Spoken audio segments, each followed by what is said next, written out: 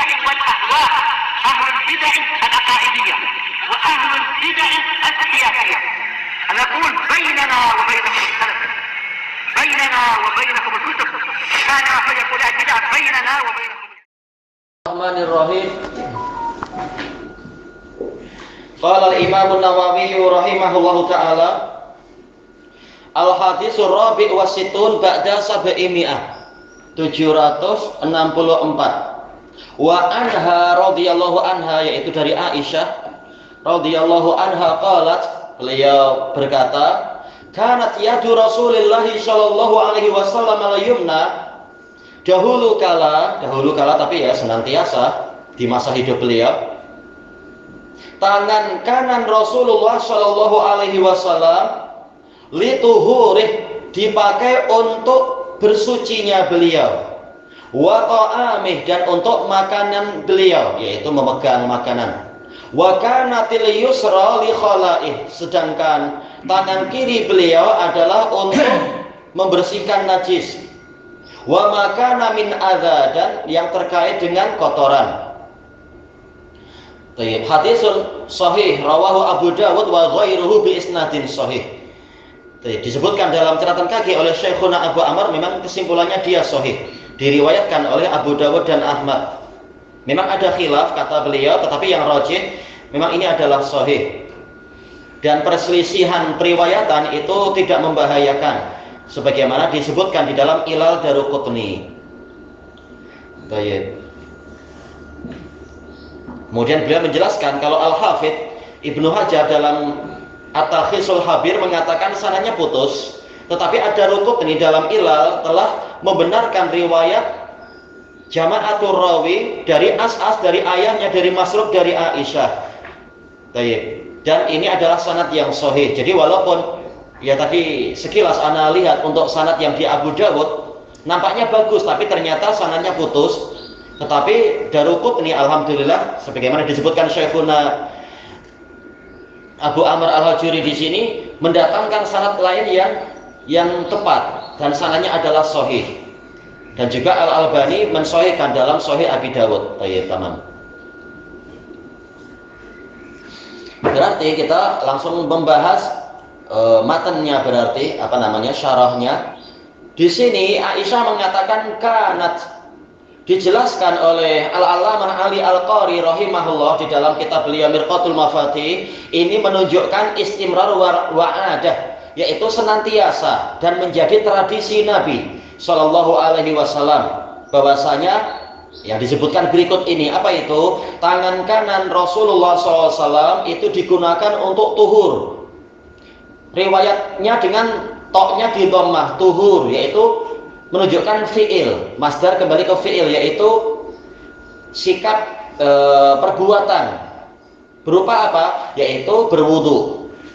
Bagaimana dengan tayamum? Tayamum sih langsung ya, tangan kiri langsung jadi satu untuk mengusap telapak tangan dan juga sehingga ke pergelangan, dan juga untuk mengusap wajah dengan dua tangan, maka tidak berkanan-kanan dalam masalah tayamum. Untuk mandi ma'ruf, bagian yang mungkin dibagi dua, yang tidak ya tidak. Dalam riwayat yang lain itu toknya di fathah, li tohurih, yaitu apa? Kembali ke alatnya. Berarti bagaimana? Yaitu untuk mengambil air wudhu itu memulai dengan tangan kanan. Ini ma'ruf di dalam hadis-hadis yang terkait dengan cara wudhunya Nabi, baik itu hadis Abdullah bin Zaid ataupun juga hadis Utsman bin Affan dan yang lain-lain. Memulainya mengambil adalah dengan tangan kanan, kemudian mencuci kedua telapak tangan dan seterusnya. Kemudian wa ta'amih, kata beliau, kata Ali Al-Qari rahimahullah, yaitu makan dan minum. Karena jelas kalau makan demikian, minum juga demikian, sama, yaitu dengan tangan kanan. Dan nanti insya Allah ada kok ya hadis masalah itu. Iya, insya Allah ada masalah, yaitu sudah kita lewati kah belum ya? Untuk yang masalah apa itu? Masalah menyelisihi syaitan. Fa inna syaitana ya'kulu bi shimalih wa yashrabu bi shimalih. Karena syaitan itu makan dengan tangan kirinya dan minum juga dengan tangan kirinya. Anda lupa apakah Sudah kita lewati? Insya Allah belum. Sebentar lagi kita masuk ke kitab Adabut Ta'am. Ayo, insya Allah akan kita lewati itu. Baik, intinya walaupun lafaz dari hadis Aisyah ini makanan, tapi masuk juga di dalamnya masalah minuman. Makan dan minum adalah dengan tangan kanan. Dan ada dalil dari Quran yang menunjukkan makan dan minum itu sama hukum asalnya, yaitu apa? Terkait dengan cerita Tolut yang hendak berperang dengan Jalut itu.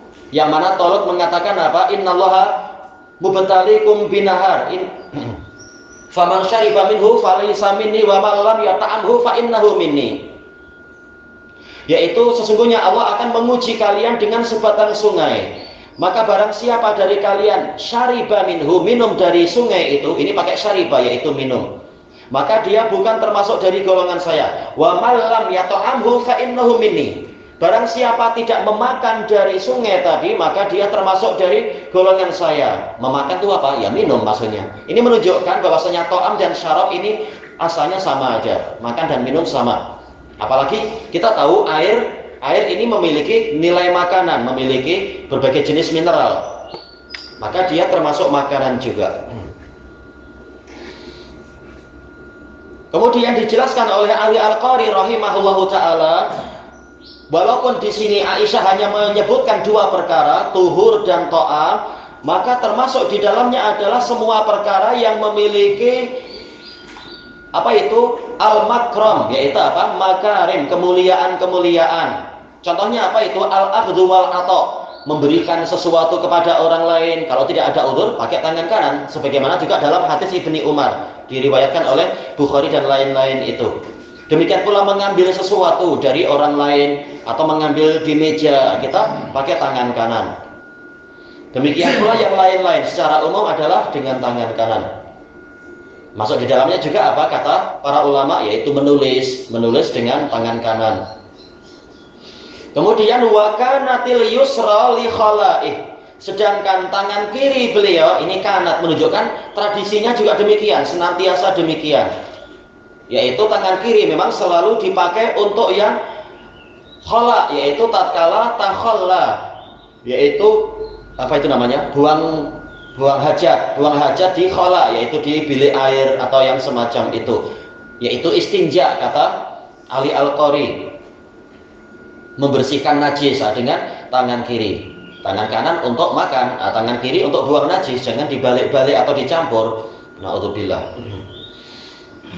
Wa makana min adza, dan juga untuk menghilangkan kotoran-kotoran, walaupun kotorannya tidak sampai najis, tapi karena ini menyelisihi makramah, menyelisihi kemuliaan, maka apa? Biar tangan kiri yang mengurusi itu. Bukan untuk menghinakan tangan kiri, tetapi meletakkan sesuatu memang pada tempatnya. Tangan kanan untuk yang kemuliaan, tangan kiri untuk yang selain itu. Baik, jangan dicampur-campur. Kemudian Ali Al-Qari memberikan peringatan di dalam kitab beliau itu, Mirqatul Mafatih. Beliau mengatakan, sungguh saya telah melihat sebagian dari penuntut ilmu, mereka melakukan perkara-perkara yang baik justru dengan tangan kiri, sementara yang buruk-buruk dengan tangan kanan. Dan ini adalah menyelisihi sunnah. Dan memang itu menyelisihi sunnah. Pelajar, kalau orang awam mungkin apa?